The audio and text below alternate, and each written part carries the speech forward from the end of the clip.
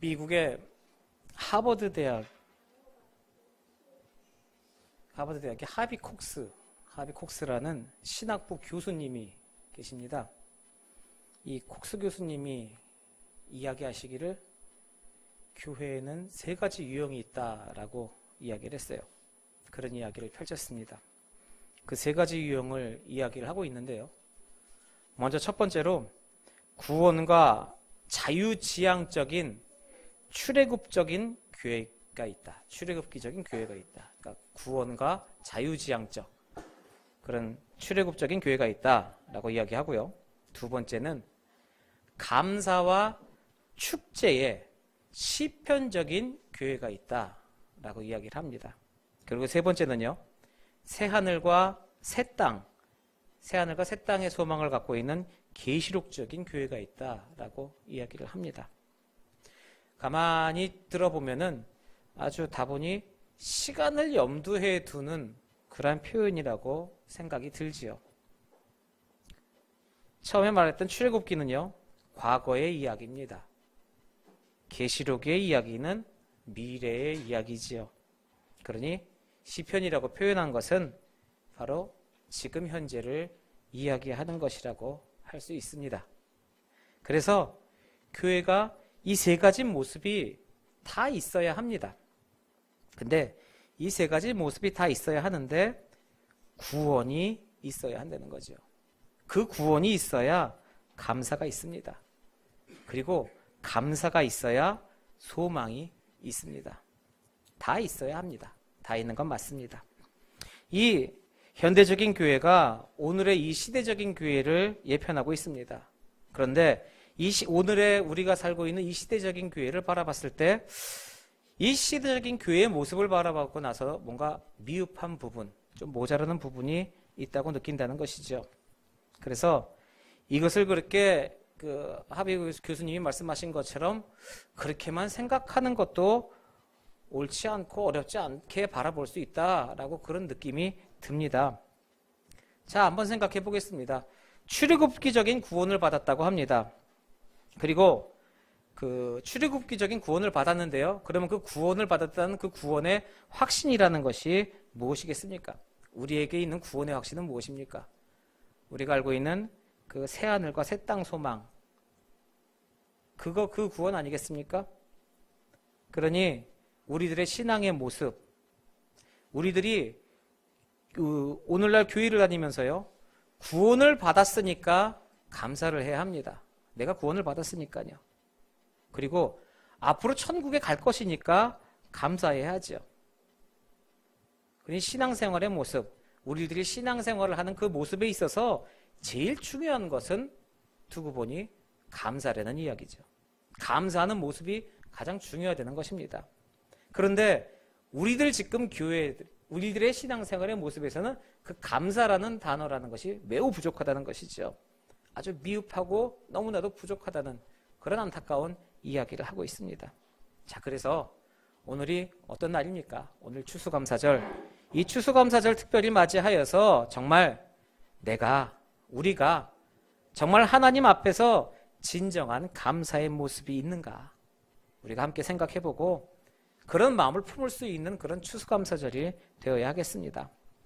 오늘 본문 말씀, 추수감사절에 아주 유명하게 말씀이 나오는 그런 시편 말씀입니다. 오늘 147편 말씀 11절까지 읽었습니다. 1절부터 11절까지 읽었는데 오늘 본문은요 1절로 시작해서 20절로 마칩니다. 자, 1절에 시작을 하는 말씀이 할렐루야로 시작을 합니다. 그리고 맨 마지막에 20절에 끝나는 마지막 단어를 보시면요 역시 할렐루야로 마치는 단어로 끝나죠. 그러니 무엇입니까? 할렐루야, 여호와를 찬양하랍니다.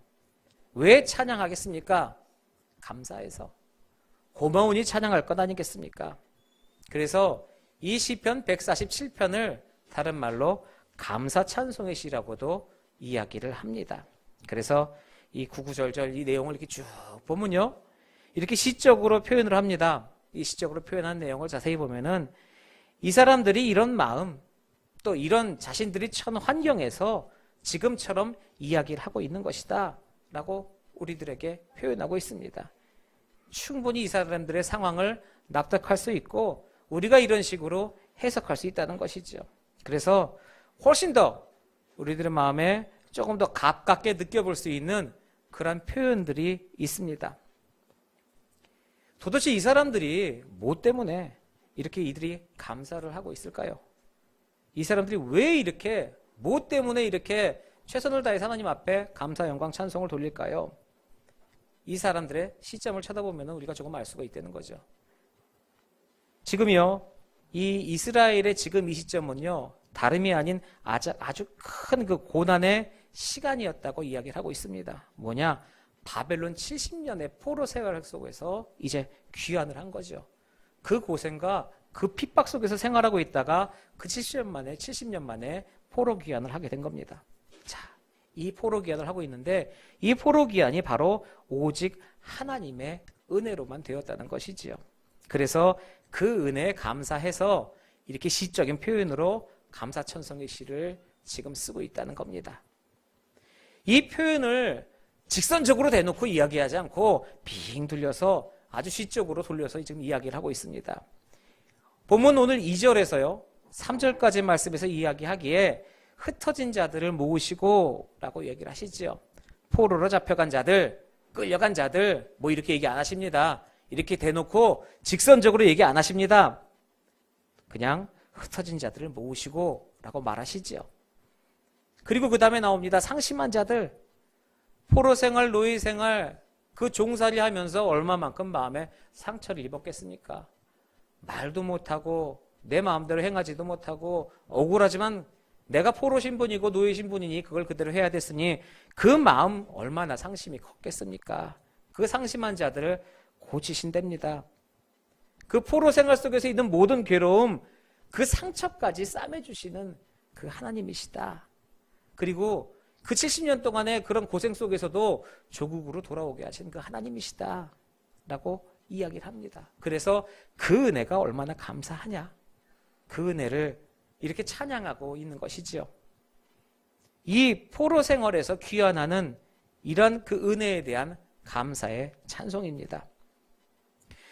이 사람들은요, 그 포로 생활 속에서 당한 어려움들이 있습니다. 감사 찬송도 있고 감사하는 마음도 있지만 그 사람들이 그 포로 생활 속에서 정말 마음 아프게 당했던 괴로움들이 있던 것이죠. 그 괴로웠던 부분들을 잘 나타내주는 그런 시편도 있습니다. 그 시편 내용이 오늘 말씀부터 10장 앞에 있는 시편 137편의 내용입니다. 시편 137편에 있는 내용은 뭐냐? 아주 내용 자체가 구구절절이 엄청나게 그들의 그런 고통스러운 모습을 아주 잘 드러내주고 있는 그런 시편 말씀이죠. 자, 근데요, 저는 이 시편 137편의 말씀을 자세히 보면서 너무나도 반가웠어요. 왜 반가웠냐면은 이 시편 137편 말씀이요, 1978년에 세계적으로 유명한 4인조 혼성 그룹이 있습니다. 뭐냐면 보니엠이라는 4인조 가수가 있어요. 굉장히 유명합니다. 이 보니엠이란 가수들이 나와서 이 시편 137편을 가지고 노래를 불렀는데 이게 세계적인 빅히트송이 되었습니다. 이게 뭐냐면 리버스 오브 바벨론이라는 노래예요.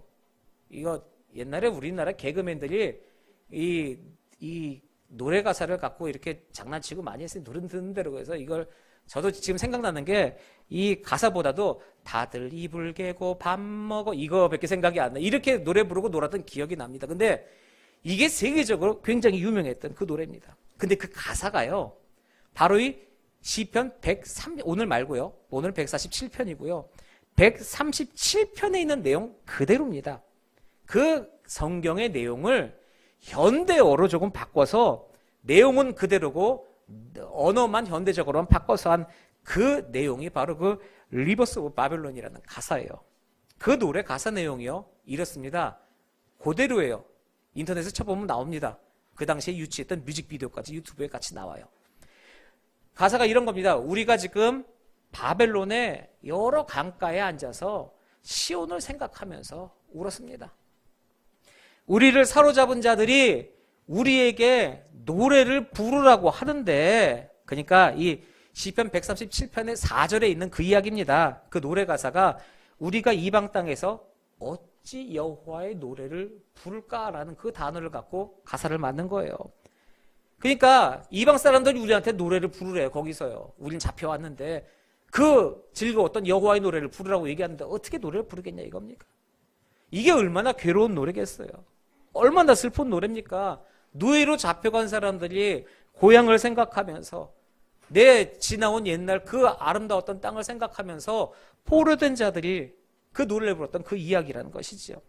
자, 근데요, 그런 생활을 하고 있었어요.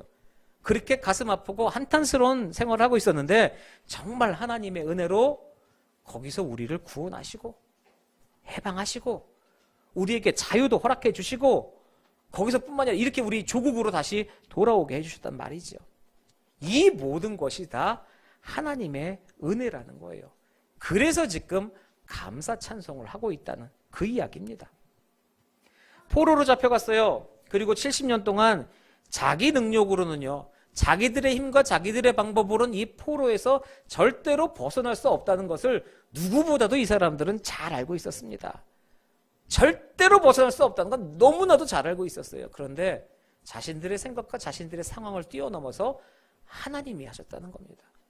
방법도 없고 아무런 빚도 없는데 그 일을 하나님께서 하셨다는 겁니다. 우리가 생각지도 못했던 그 놀라운 일을 하나님의 기막힌 섭리로, 그 기막힌 섭리로 하나님께서 이루어 주셨고 우리는 그 기막힌 은혜를 누리면서 살고 있다. 그 얘기를 하고 있는 겁니다. 이게 이스라엘의 실제적인 역사 이야기입니다. 실제적으로 있었던 사건이에요. 자, 그리고 그럼 모든 우리 신앙인들, 신앙생활을 하는 그 사람들, 자기 자신의 인생 돌이켜보면요, 이와 똑같은 이치가 있다는 것이집니다. 정말로 내 인생에 너무나도 어려울 때, 너무나도 힘들 때 나는 정말 눈꼽만치도 생각하지 못했는데 하나님이 그렇게 은혜를 베풀어 주셨다는 것이죠. 하나님이 그렇게 은혜를 베풀어 주셔서 나를 구원해 주셨다는 겁니다. 자격도 없고 능력도 없고 희망도 없고 꿈도 없고 아무것도 없는 나를 그런 은혜로 이끌어 주셨다는 간증이 누구에게나 다 하나씩은 있다는 겁니다.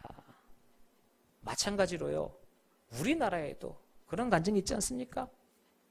우리나라 복음 들어온 지 약 120년 정도가 됐습니다. 이 땅에 복음이 들어온 지가 120년 정도가 됐어요.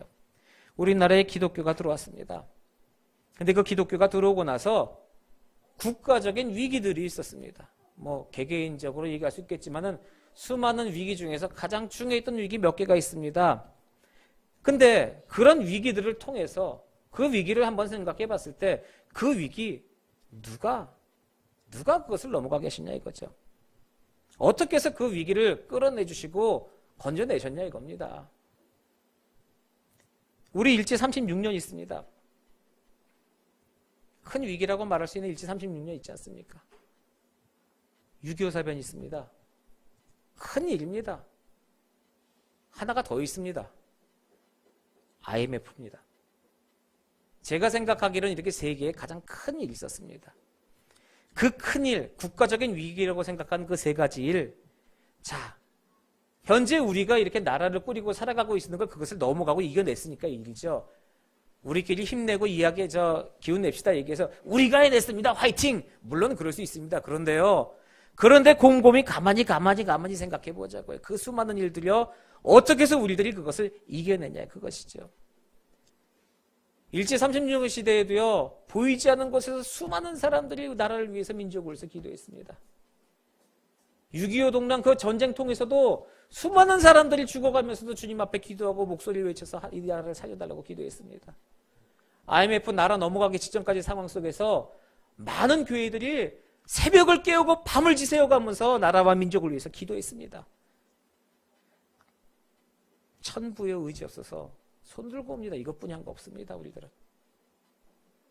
그리고 하나님이 다 하셨다는 거죠.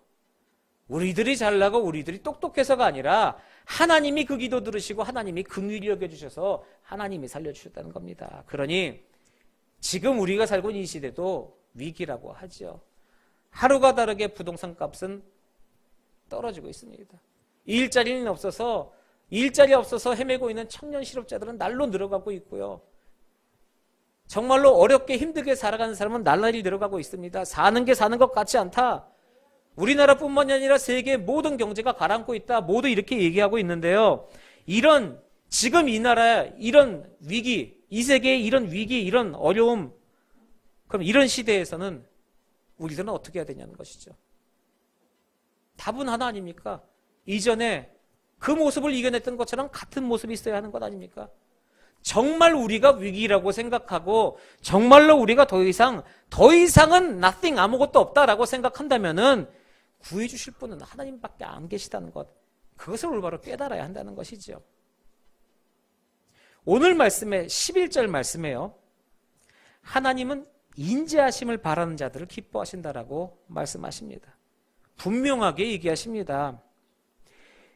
우리의 살 길은요, 하나님의 그 인자하심, 그 자비로우심, 그 하나님밖에 우리에게 소망은 없다는 것입니다. 그 하나님 말고는 우리에게 소망이 없고 희망이 없습니다. 이럴 때 우리들이 이런 마음을 갖고 주님 앞에 엎드릴 때 주님께서는 은혜를 베푸신다는 말입니다. 신앙인들에게는 그런 자세가 있어야 합니다. 그것이 믿음이고 그것이 신앙인의 자세입니다. 내가 하나님보다 앞서가지 않는 그런 기도의 모습과 신앙의 모습이 필요하다는 것이죠. 자, 도대체 하나님께서 그러면은 어떻게 이 이스라엘을 70년간의 그 포로 세원에서 구원해내셨습니까? 이전에 제가 말씀드리지 않았습니까? 단 한 사람도, 이전에 이 일이 있기 전까지 한 사람도, 어떤 사람도 이 이스라엘 백성들이 바벨론에서 빠져나올 것이라고 예상한 사람은 단 하나도 없었습니다. 한 명도 없었습니다. 하나님이 이렇게 구원하실 거다라고도 한 명도 예측한 사람이 없다라는 것입니다. 이 모든 것이 인간의 예측과 인간의 방법이 아닌 오직 하나님의 섭리였다는 것이죠. 하나님의 방법이었습니다. 그래서 이제 어떻게 그러면 하나님이 우리를 구원하셨느냐라고 이제 본문 말씀에 또 시적으로 풀어나갑니다. 5절 말씀에 이야기를 나가요. 하나님이라는 분이 어떤 분이냐? 위대하신 분이다. 능력이 많으신 분이다. 지혜가 무궁무진하신 분이다. 이렇게 말합니다. 그분이 우리를 어떻게 하실지, 그분 마음, 그분 생각을 우리는 도저히 헤아릴 수가 없다. 다만 그 인자하신 하나님께서, 그 자비로우신 하나님께서, 그 하나님께서 행하실 것이라는 것만 알고 있을 뿐이다, 그거예요. 이것이 하나님의 개념입니다. 무엇이냐고요? 우리가 섬기는 하나님이십니다. 그분이 일하시는 거예요. 그분이 이끄시는 겁니다. 우리가 걱정할 필요가 없습니다. 자, 그래서 그 하나님이요 70년 동안 포로 생활을 시키십니다. 70년간 바벨론에서 포로 생활을 시켜요. 포로 생활, 종살이, 고생. 그런데요, 그것도 하나님의 은혜입니다. 이 고난도 하나님의 은혜라는 거예요. 본문 6절 말씀을 보니까요, 하나님께서 겸손한 자를 붙드시고 악인들을 넘어뜨리신다라고 얘기합니다. 자, 세상에 악인들이 누굽니까? 악인. 누가 악인입니까? 시편 기자의 입장에서 보면요, 포로로 잡혀가기 전에 하나님을 배반한 이스라엘, 포로로 끌려가기 전에 하나님을 배반한 그 이스라엘 백성들이 최고의 악인입니다. 가장 큰 악을 행한 사람들입니다. 이 시편 기자가 보기에는요, 자, 최고의 악이에요. 그런데 어떻습니까? 하나님 안 버리셨습니다. 우리가 보기엔 최고의 악인인데 하나님은 버리질 않으셨어요. 오히려 하나님은요, 바벨론 포로로 잡혀가는 그 바벨론 포로라는 기가 막힌 방법을 통해서요, 그 악에 찌들어 있던 이스라엘 백성들을 겸손하게 만드십니다. 그 겸손하게 만드신 다음에 내비두는 게 아니라 그 겸손한 하나님을 구원해 내신다는 것이죠. 이게 하나님의 섭리입니다. 70년간 포로 생활하면서 이스라엘 백성들은 겸손이라는 것을 기가 막히게 배웁니다. 뼛속 깊숙하게 배우죠. 결국 아주 겸손한 사람들이 되어버립니다. 그리고 이야기합니다. 뭡니까? 오직 하나님뿐이 없다. 그리고 그 하나님의 인자하심만을 구하는 겁니다. 자, 그 부르짖음에 하나님이 응답하시는 겁니다. 그 응답하셔서 포로에서 구원해 내시더라는 것이지요. 근데 이 구원해 내시는 방법도 말입니다. 에스라 1장 1절로부터 4절까지의 말씀을 보시면요.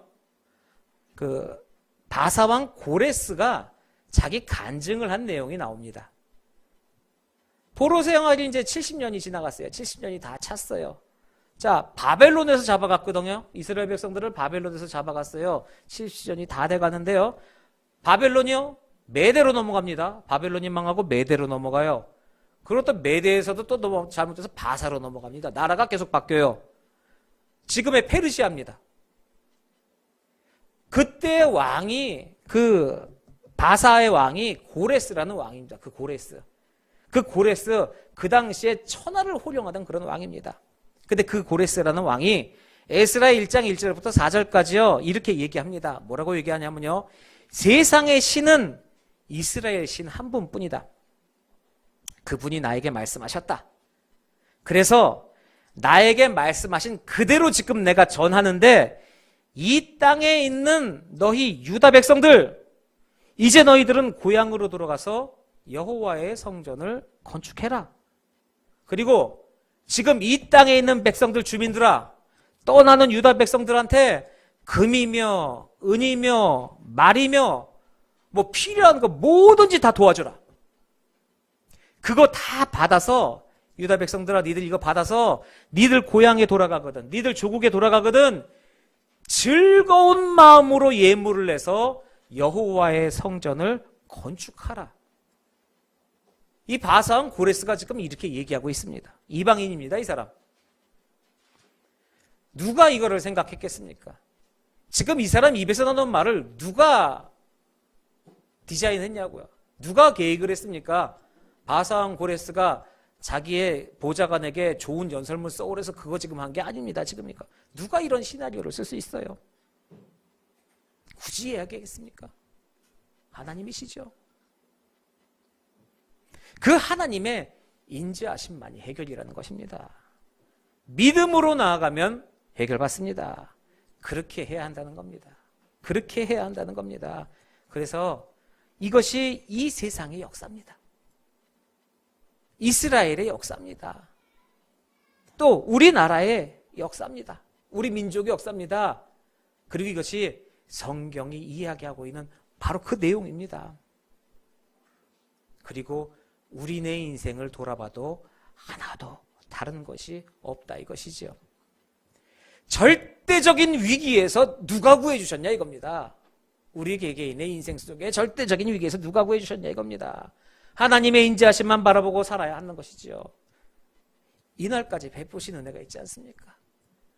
이날까지 이끌어주신 은혜가 있지 않습니까? 우리가 은혜 받을 만해서 은혜 받은 것이 아니라는 말입니다. 내가 잘나고 내가 특이해서 은혜 받고 사는 것이 아니라는 겁니다. 돌이켜보면은 은혜 받을 수 없는 사람이 은혜 받고 살아왔습니다. 그래서 다시 한번 하나님께서 주님 앞에서 추수감사주일, 오늘 추수감사주일에 그 하나님의 은혜를 생각하고 정말 우리가 감사할 수밖에 없습니다. 감사할 수밖에 없습니다라고 고백하는 그런 우리가 진정 그리스도인이라는 이야기지요. 감사에도요, 종류가 있습니다. 감사도 여러 가지가 있습니다. 자, 이제 한번 생각해 보겠습니다. 하나님의 말씀을 듣고 또 이 나라의 역사 이야기를 듣고 내 인생을 돌이켜보고, 자, 깊이 한번 생각해 보면은 뭐가 남습니까? 지금까지 쭉 얘기했죠. 남는 거는 감사밖에 없다는 것이죠. 감사밖에. 나라든 민족이든 나든 모두 다 감사밖에 없습니다. 그래서 빌립보서 1장 3절에요. 사도 바울이 빌립보 교회를 향해서 이렇게 얘기합니다. 내가 너희를 생각할 때마다 나의 하나님께 감사한다 라고 이야기합니다. 자, 이게 바로 생각의 기능입니다. 생각의 기능. 생각의 기능. 생각이라는 것 왜 하십니까? 우리가 이것저것 생각할 때 생각 왜 하세요? 기억하려고요? 뭐 하려고? 아니요. 여기 얘기해 주고 있잖아요. 생각해서 남는 건요, 감사하려고 생각하는 겁니다. 기억해서 원수 갚으려고 생각하는 것이 아니라 그 기억 안에서 그 감사를 찾아내기 위해서 생각하는 겁니다. 하나님의 은혜. 내가 너희를 볼 때마다 하나님한테 감사하는 그 마음이 울려 퍼진다니 얼마나 보는 것마다 감사하고 사랑스럽겠습니까? 자, 그러면요, 보세요. 두 종류의 사람이 남습니다. 두 종류의 사람. 사람은 그럼 이런 이야기를 나눠서 두 개로 나눠줘요. 우리는 어떤 쪽인지 한번 생각해 보십시오. 가슴속에 손을 올리고 정말로 내가 나에게 한번 질문해 보세요. 이런 사람이 있습니다. 처음에 생각이라는 것을 내가 그 사람이라는 것 아니야. 생각이라는 거 해볼 때마다 우라통이 터지는 사람이 있습니다. 아니요, 생각만 하면 열불이 나고 아주 그냥 확 그냥 뒷골이 뻑뻑해지는 막 그런 사람이 있습니다. 자, 두 번째, 생각할 때마다 감사하는 사람이 있습니다. 자, 이게 뭡니까? 믿는 사람과 믿지 않는 사람들의 절대적인 차별성 아니겠습니까? 우리가 주님의 사람이라면 어떻게 해야 됩니까? 무엇이든 생각할 때마다 감사거리가 나와야죠. 그게 당연해야죠. 생각할 때마다 억울하고 분하고 우라통이 터지는 것은 세상 사람들의 이야기입니다. 내가 생각할수록 감사가 나오는 것, 이게 절대적인 차별성입니다. 믿는다고 말은 해요. 믿는다는 신앙은 갖고 있고 믿는다고는 행동을 하고 있는데 생각할 때마다 우라통이 터지면요, 그 사람은 잘 믿는다고 얘기할 수 없습니다. 생각할 때마다, 내가 정말 앉아서 생각할 때마다 감사가 올라나와야 됩니다. 감사할 수밖에 없어야 됩니다. 플라톤이 있습니다. 철학자 플라톤이 있는데요. 플라톤도 자기가 감사한다고 얘기를 했어요. 네 가지. 자기 네 가지 감사한데요. 플라톤, 유명한 철학자입니다.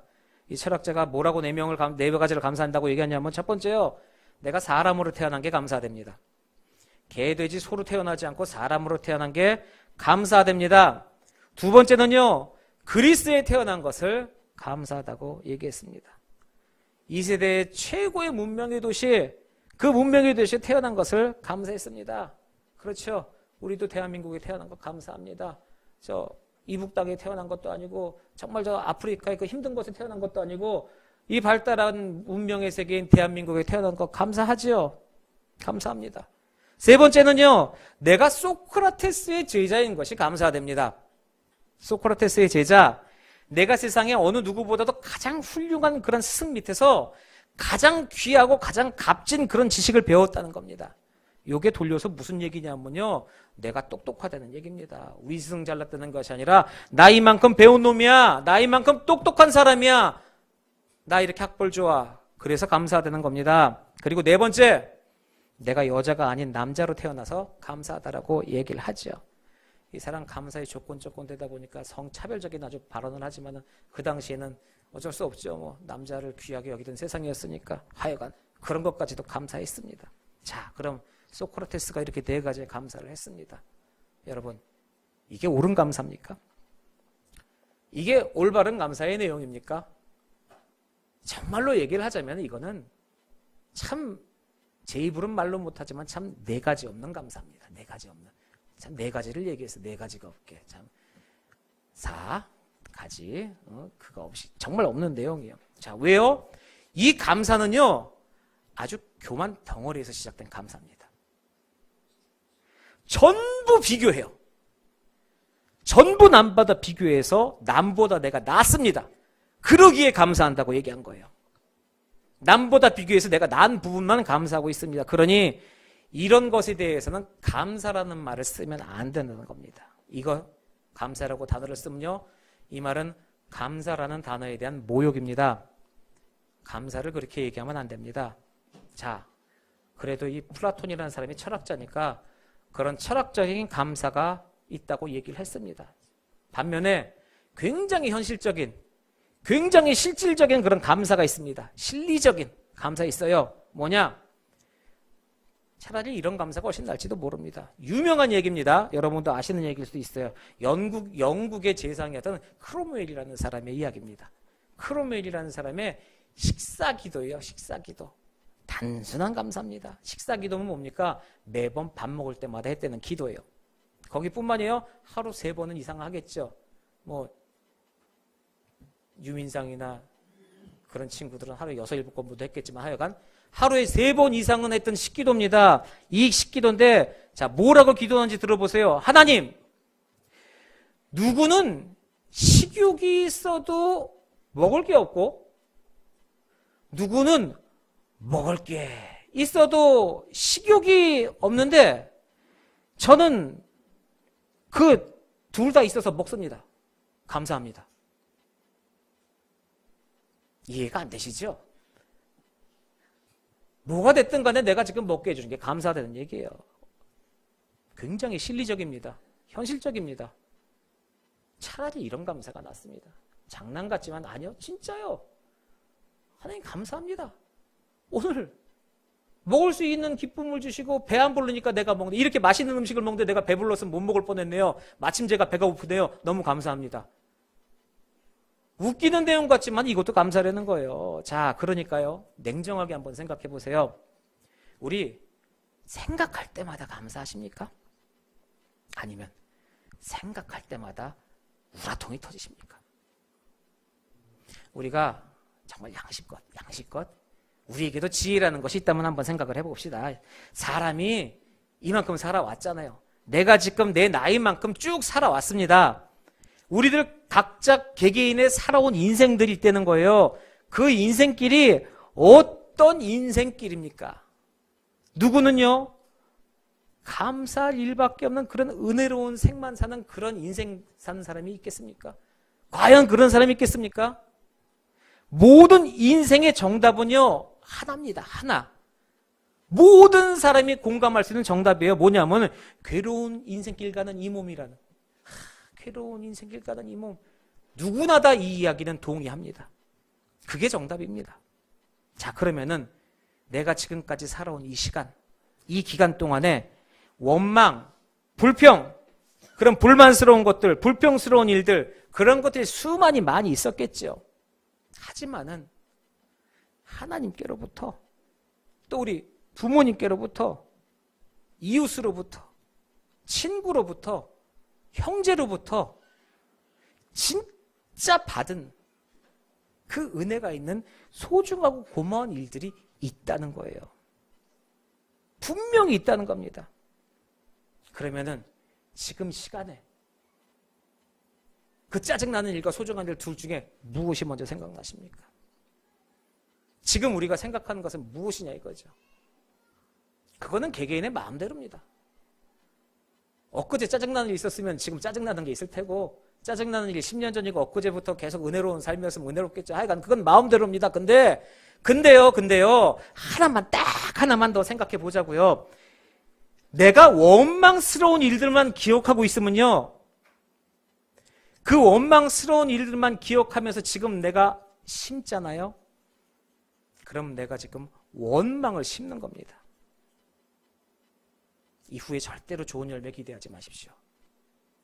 나는 원망을 심었습니다. 심은 것 그대로 얻을 겁니다. 나도 괴로운 일 참 많았다고요. 너무 힘들고 너무 괴로운 일이 많았다고요. 근데요, 지금 이 시간은 내가 그 괴로운 일보다는 그래도 그 은혜로운 시간, 은혜가 훨씬 더 귀합니다. 그 은혜를 생각하고 살아가는 사람들, 그 은혜만 생각하면 너무나도 고맙다는 것이죠. 그 사람은요, 감사를 심습니다. 그 사람에게는 내일이 있습니다. 내일 기대해도 좋을 겁니다. 그 정도의 생각은 있어야 한다는 것이죠. 재작년? 우리나라의 재작년? 2016년? 아마 작년 아니었어요. 재작년이었을 거예요. 재작년쯤에 무슨 일이 있었냐면요, 10월달, 가을이었을 거예요. 10월달쯤 됐는데 강원도에 뉴스가 났습니다. 아이고, 물 좀 먹고. 강원도 주무진 지역에요, 이게 이제 팬 현상이라고 그래서 거기 이제 가끔가다 강풍이 부는데 초속 40m에 가까운 강풍이 불었습니다. 그래서 뭔 일이 생겼냐면은 사과 농사를 짓는데 사과가 다 떨어졌어요. 초속 40m에 강풍이 불었으니 그게 버티겠습니까? 다 떨어졌어요. 거기 이제 안 떨어진 사과 몇 개 남았어요. 그걸 어떡하냐? 이제 몇 개 남지도 않았는데, 근데 이제 그걸 모레도 팔아야 될 거 아니에요. 그래갖고 그 사람이 기가 막힌 아이디어를 냈습니다. 뭐냐? 이거를 갖다가 합격 사과라고 이제 이렇게 이름을 붙여갖고 그렇게 한번 시험 보는 사람한테 팔아보자. 그래서 이제 그런 기사가 났었어요. 근데 그게 우리나라에서 원래 있었던 일이 아닙니다. 이 이야기가 원조가 있습니다. 진짜 원조. 뭐냐? 일본의 아오모리 지방의 이야기입니다. 1991년에요. 실제로 있었던 아주 유명한 이야기입니다. 1991년에 아오모리 사과도 유명하잖아요. 실제로 그 사과 산지로 유명한 일본의 아오모리 지역에요. 태풍이 닥쳤습니다. 그래서 그 지역의 그 특산물인 사과의 90%가 다 떨어졌다고 합니다. 싸그리 다 떨어졌어요. 일본 태풍이요. 항상 이렇게 오른쪽으로 휘어갖고 정말 강력합니다. 그렇게도 표현하더라고요. 일본에 부는 태풍에 비하면 우리나라 태풍은 선풍기 바람이라고 진짜 엄청나답니다. 하여간 그것이 싹 쏠고 지나갔어요. 90%가 떨어졌어요. 10% 남았습니다. 모든 사과 농장 사람들이 주저앉아서 울고불고 대성통곡하고 난리 났습니다. 망했다. 끝났다. 이제는 돌이킬 수 없다. 근데 딱 한 사람만이 야, 그래도 10% 남았잖아. 다 떨어질 줄 알았는데. 진짜 고마운 일이다. 야, 이 태풍에도 10%씩이나 안 떨어지고 남았네. 그런 생각을 한 거예요. 그리고 거기서 아이디어를 냈습니다. 1991년도 제가 대입 볼 때였죠. 지금부터 37년 전 여러분 27년. 네. 1991년도에 일본에도 어마어마한 대학 입시 열풍이 일어났어요. 거기다 10월이니까 27 아니겠습니까? 자, 이 사람 절대로 거짓말 안 했습니다. 거짓말 안 하고 그 10% 남은 사과에다가 스티커를 붙이기 시작합니다. 뭐라고 붙이느냐? 절대 떨어지지 않은 사과 그래갖고 딱딱 붙여요. 거기다가. 거짓말 아니잖아요. 합격 사과 아니에요. 그런 뻥 안 쳐서 그냥 그대로 이 사과는요 절대로 떨어지지 않은 사과예요 라고 붙여서 내놨습니다. 그거 써갖고 이거 절대로 떨어지지 않는 사과니까 원래 가격에서 10배 값 받는다고 내놨는데 자, 없어서 못 팔았습니다. 그 난리가 난 거예요. 현실은 90%가 싹 떨어졌어요. 10% 남았습니다. 눈에 보이십니까? 10% 남은 거 농사 짓는 사람 진짜 그렇게 되면요 당장 가서 트랙터 몰고 옵니다. 뭐합니까? 갈아엎죠. 왜 갈아엎어요? 아유 그래 네 가서 걸음이라도 되라. 그러고 갈아엎어요. 그런데요 아닙니다. 90%가 추풍작업으로 다 떨어지고 10%밖에 안 남았는데 원망하고 불평하는 것이 아니라 10% 남은 것 가지고도 야 그래도 이게 웬 은혜야. 아이고 10%라도 남았네. 아이고 감사해라 감사해라. 그리고 나서 시작한 사람은 성공했습니다. 그게 감사의 능력이라는 겁니다. 1620년 영국에서요 메이플라워를 타고 이쯤 얘기하시면 아시겠죠. 신앙의 자유 하나만을 얻고자 메이플라워에 112명이 올라타갔고요 미국으로 건너갑니다. 신앙의 자유 얻고자 도착을 했어요. 도착해서 그들의 삶, 그들의 생각처럼 뜻대로 아름답고 자유롭게 살게 됐습니까? 도착한 지 1년 만에 112명 중에서요 44명이 죽었습니다. 먹을 게 없습니다. 인디언들한테 얻어먹고요. 그리고 배운 게요. 옥수수 그거 얻어갖고 옥수수 농사 짓는 겁니다. 옥수수 농사 져요. 그리고 1년 동안 농사 짓고 버텨요. 버티고 나서 제일 투박한 음식. 육식 중에서 제일 맛대가리 없는 거. 칠면조입니다. 그거 갖다 놓고 그래도 이게 하나님의 은혜다. 112명에서 44명 반이 죽어 자빠졌는데 그래도 하나님의 은혜다. 그래갖고 미국을 세웠습니다. 우리 땡스기빙 데이에 칠면조 이렇게 먹음직스럽고 번쩍번쩍하니까 칠면조 맛없습니다. 왜 땡스기빙 데이 나 같으면 소 한 마리 잡아서 이렇게 하지 왜 칠면조를 갖다 놓겠어요? 먹을 게 그거밖에 없었어요. 질깁니다. 정말로 먹을 거 없습니다. 그거. 근데 그거 놓고 감사했다는 거예요. 그거 얘기하십니까? 팍스 아메리카. 지금 전 세계를 이끄는 그런 나라가 되지 않았어요. 그들의 그 감사가요. 자, 환경 정말로 어렵습니다. 근데 청교도들이 그렇게 살아나갔다는 거예요. 그 절박한데 그곳에서 감사했습니다. 그 사람들이 이겼습니다. 그 사람들이 승리하는 겁니다. 그게 감사의 능력입니다. 이제 오늘날도 우리가 이 시대의 감사를 생각해 보면서 우리들의 삶도 스스로 돌이켜봐야 한다는 것이죠. 우리 오늘날에 말하는 감사요. 한마디로 얘기하면은 성경에서 가르치는 그런 감사의 개념하고 이렇게 부합하는 감사라고 얘기할 수는 없습니다. 하지만 감사라고 말하는 것, 분명한 것은 감사는 감사입니다. 굳이 그것을 의미를 따지고 하지 말고 감사라는 것 중요합니다. 이 감사라고 이야기하는 건 나름대로 굉장히 귀한 의미가 있는 거예요. 당연한 감사. 자, 이 시대에 얘기하는 감사, 그러므로의 감사, 이렇게 얘기할 수 있을까요? 그러므로. 왜 그런지 한번 들어보세요. 그러므로의 감사. 한번 보세요. 여러분, 감사원금 내셨습니까? 감사원금 내셨겠죠. 뭐 평상시에도 감사원금 내잖아요. 감사, 무슨 감사, 감사금성금, 뭐. 감사원금 내잖아요. 내 아들, 대학에 보내 수시에 붙었기에 감사합니다. 감사원금 냅니다. 건강에 대한 감사원금 냅니다. 자, 근데 건강에 대한 감사원금 누가 냅니까? 건강한 사람 절대로 안 냅니다. 병원 갔다 온 사람이 건강감사원금 냅니다. 병 고쳐주셔서. 그러니까 전부 세상 사람들하고 구별될 게 없어요. 똑같습니다. 당연한 감사 아니에요? 당연한 겁니다. 당연한 거. 그것 가지고 잘난 척할 거 아무것도 못 된다는 거예요. 당연한 거 했어요. 뭐 내가 뭐 액수 가지고 조금만이 냈다고 그런 거 잘난 척할 거 못 됩니다.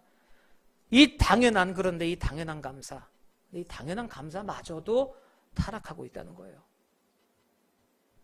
자, 그러면은 하나님이 되었든 뭐 이웃이 되었든 부모님이 되었든 우리가 감사한 것을 받았으면은 그 감사한 것의 그 표현만큼이라도, 내가 갚을 수 없다면은 그 표현만큼이라도 좀 진지해야 될 것 아니겠습니까?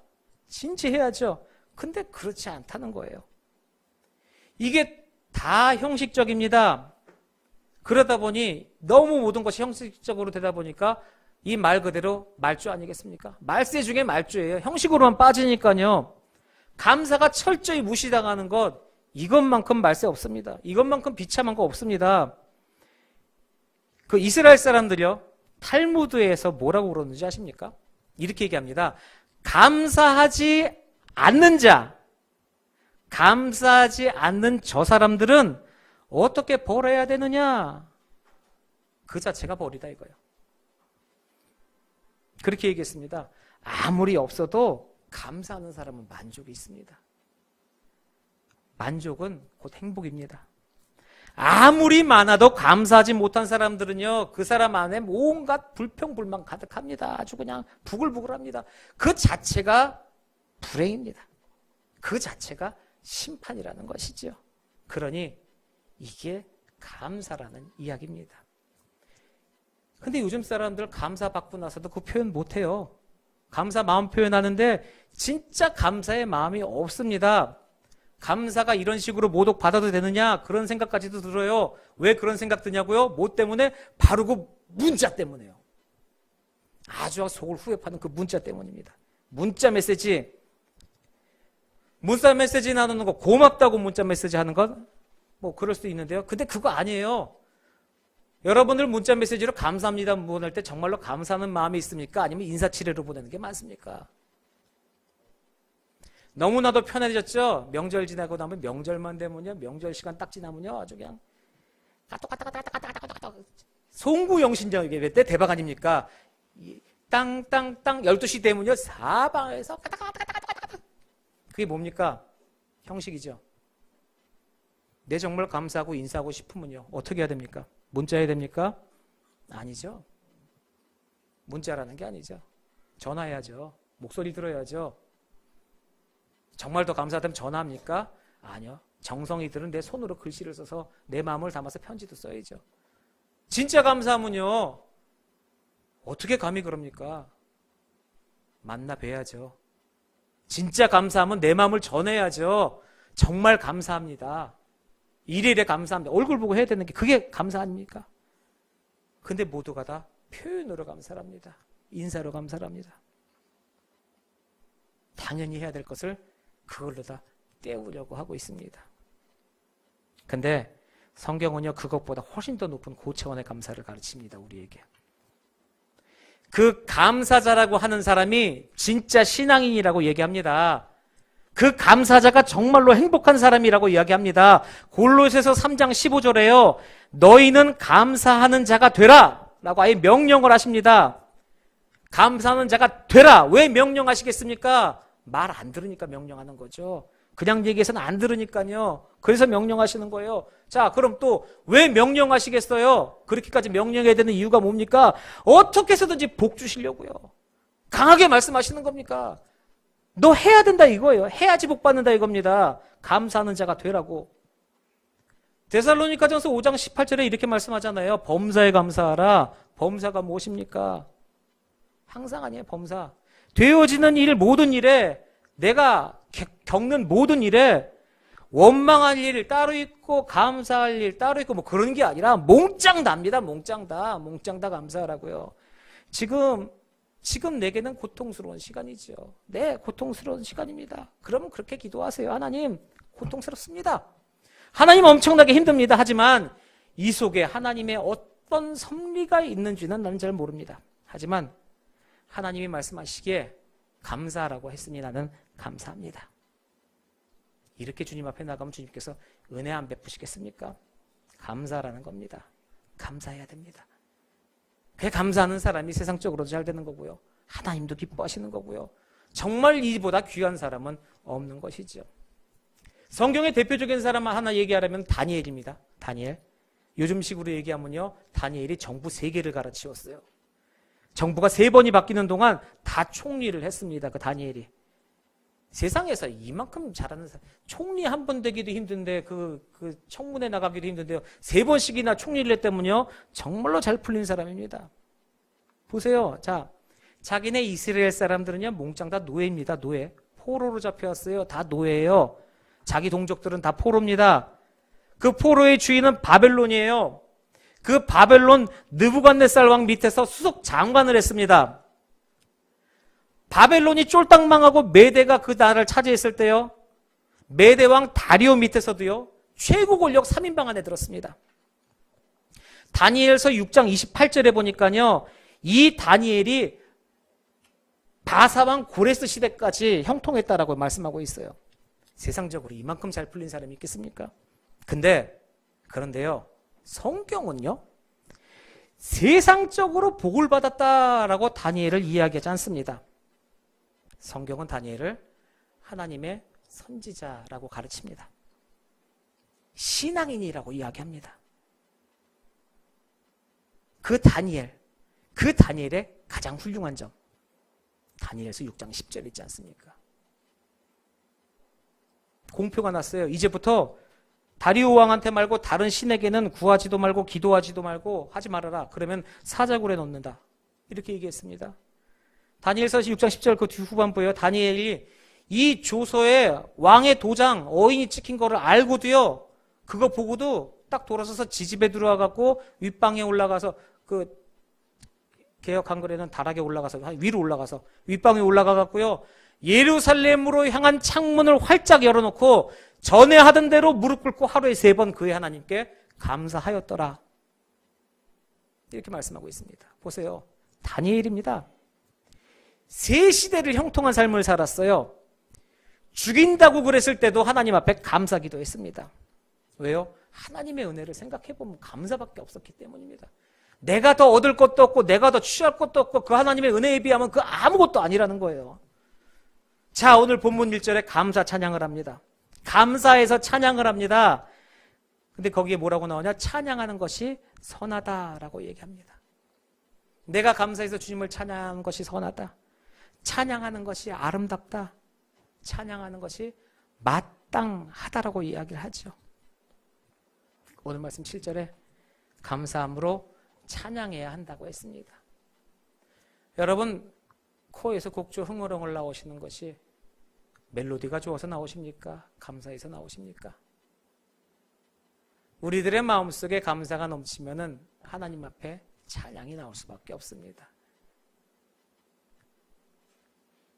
금요심야 기도회나 기타 등등 찬양 많이 하는 시간에 보면은요, 입 꼭 다물고 앉아 계시는 부분은 스트레스 받고 감사 없는 분입니다. 내 은혜가 넘치고 내 안에 감사가 넘친 사람들은 나도 모르게 흥얼대면서 시선이 45도 위로 올라갑니다. 하늘을 향하여서 얼굴을 들죠. 주를 향하여 나의 얼굴을 드옵니다. 이게 이럴 때 하는 표현인 거라는 것 같아요. 걱정, 근심 있는 사람들은 땅바닥을 쳐다봅니다. 절대로 여기서 가다가 돈주머니를 줍고자 그런 생각이 아니라 나도 모르게 내 발밑으로 고개가 떨어지죠. 낯빛이 어두워집니다. 하나님 안에 감사하는 사람은 하나님 앞에 찬양하는 사람입니다. 감사로서 찬양해야 한다고 한답니다. 우리 내 인생 속에서, 우리 내 삶 속에서 지금 내가 겪고 있는 모든 것들이 내가 보기에는 어떨지 모르지만은 하나님이 주신 그 약속과 하나님의 그 인도하심을 따라서 항상 감사하심으로 찬양이 끊이지 않는 그러한 귀한 성도님 되시기를 주님의 이름으로 축원합니다. 기도하겠습니다.